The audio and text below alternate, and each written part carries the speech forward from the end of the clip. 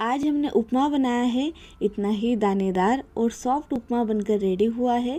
इसका फ्लेवर भी बहुत ही अच्छा आता है।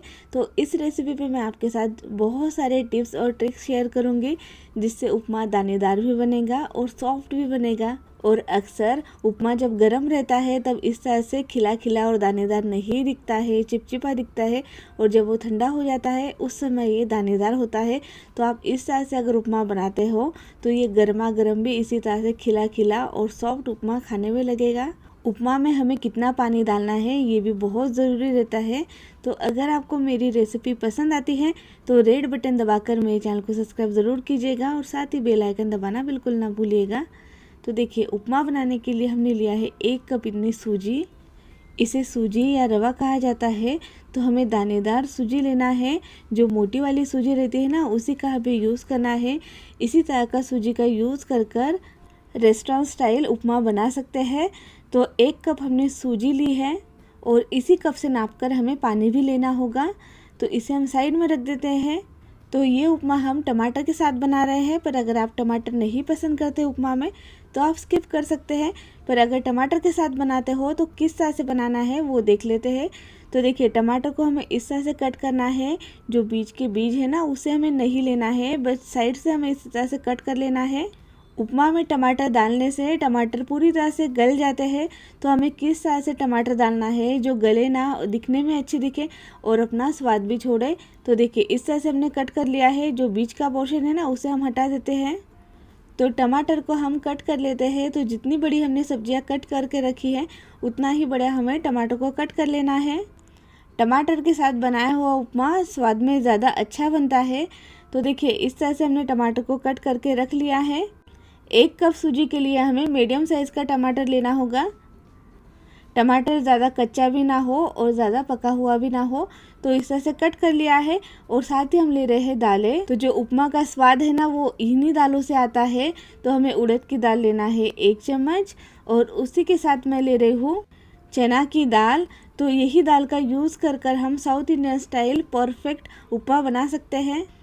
तो इन दालों को हमें उपमा बनाते समय स्किप नहीं करना है। तो दानेदार उपमा बनना चाहिए, इसलिए हमें सूजी को पहले रोस्ट कर लेना है। तो उसके लिए मैंने 1 चम्मच इतना घी डाला है।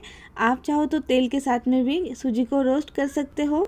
तो इस समय हमें गैस की फ्लेम मीडियम रखना है और मीडियम फ्लेम पर हमें चलाते हुए भूनना है। तो देखिए, यही बातें रहती है जो हम एक बार ध्यान में रख लेते हैं ना, तो हमारा उपमा हमेशा के लिए इस तरह से दानेदार और सॉफ्ट बनकर रेडी होगा। तो सूजी को हमने जब घी में रोस्ट करना है, तो देखिए, आप देख सकते हो घी दिखाई दे रहा है, पर जब सूजी अच्छे से रोस्ट हो जाती है ना, तो ये दानेदार दिखाई देती है।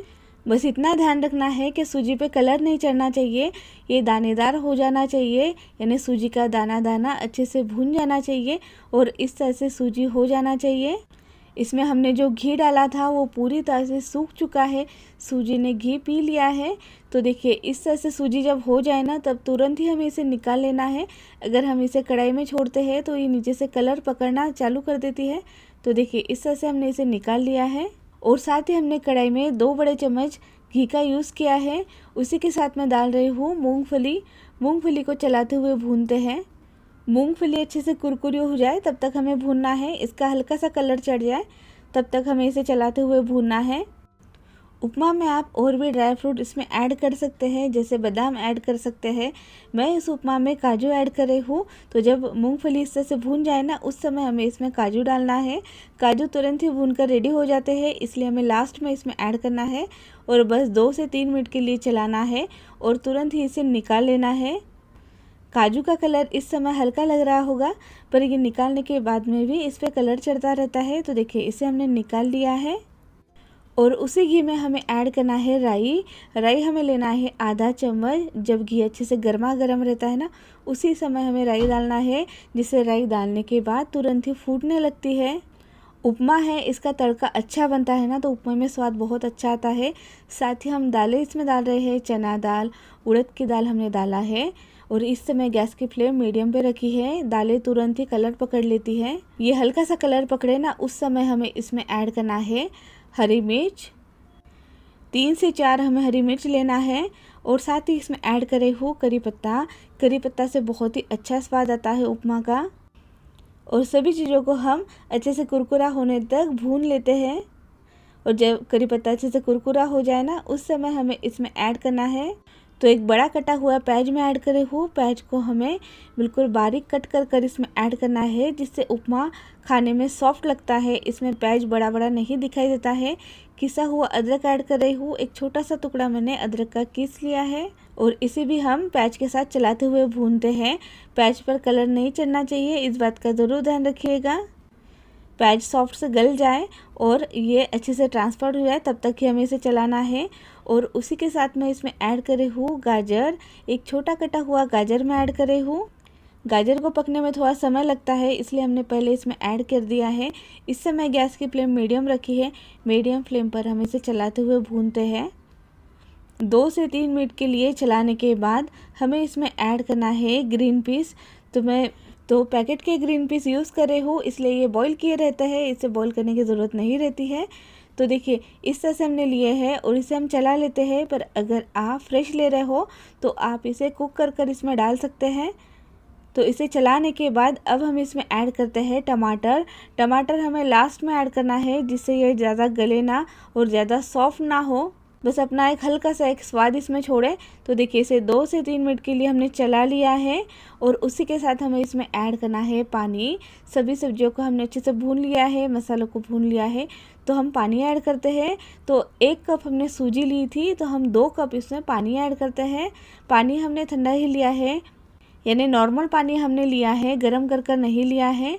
तो 1 कप सूजी के लिए 2 कप पानी हम इसमें ऐड कर रहे हैं। और इसी के साथ हम इसमें ऐड करते हैं नमक। 1.5 चम्मच मैं नमक ले रही हूँ और इसे ना अच्छे से हमें बॉईल लाना है। तो हम ढककर 2 मिनट के लिए छोड़ते हैं।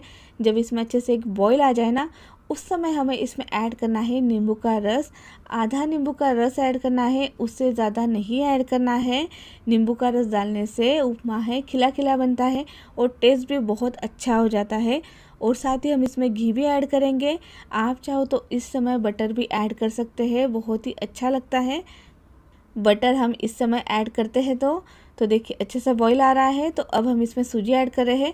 तो इस समय ना कुछ बातों का ध्यान रखना है, जैसे गैस की फ्लेम पूरी तरह से लो रखना है और इस तरह से हमें चलाना है, जिससे तुरंत ही पानी सूखे ना। तो देखिए पूरी तरह से गैस की फ्लेम लो है। लो फ्लेम पर बस 1 मिनट के लिए हमें चलाना है।